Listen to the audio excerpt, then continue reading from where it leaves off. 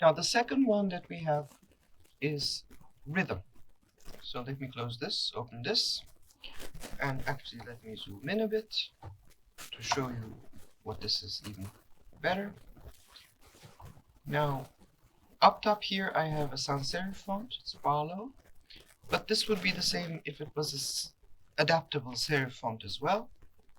Then down here I have a script, and down here I have Comic Sans, the infamous Comic Sans.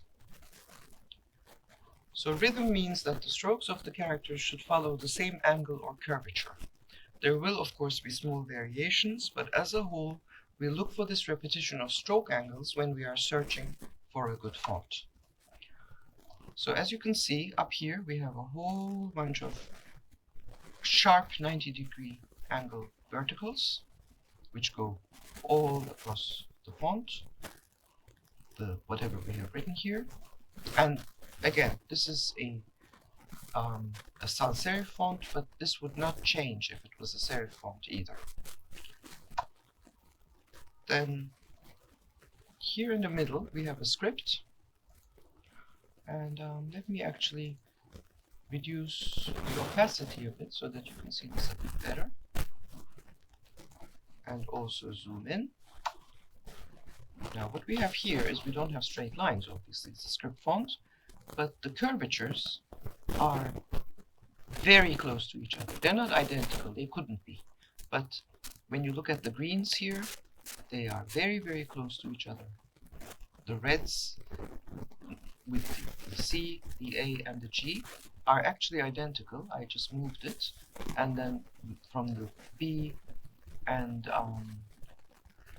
this one here, the F, again they are almost identical, and then here with the G, this one is actually just a flipped version of this one here, and then the blue ones are also following the same curvature, and what we get from that is a good rhythm.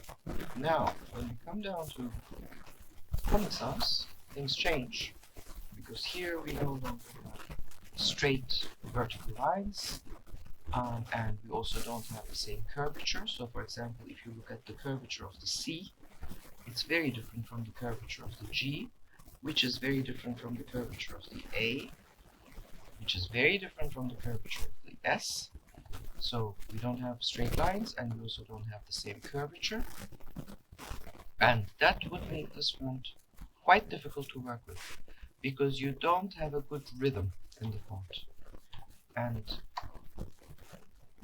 Comic Sans is of course the most famous example, but there are a lot of other fonts like this out there as well. School fonts, friendly fonts, comic fonts, cartoon fonts, things like that. And when you need to use them, because there may be situations where you are forced to use them because your client wants them or something like that, then you need to be really, really careful about what you do with them, and also which one you pick. You try to pick one which has as much consistency and as much rhythm as you can get, but you really need to be careful with that. So that's the big difference. Here we don't have the same clean vertical stroke repetition, this rhythm, and we don't have this either. We don't have the curvature. We have something which is completely jumbled up, which is going to make it quite difficult to design with this font.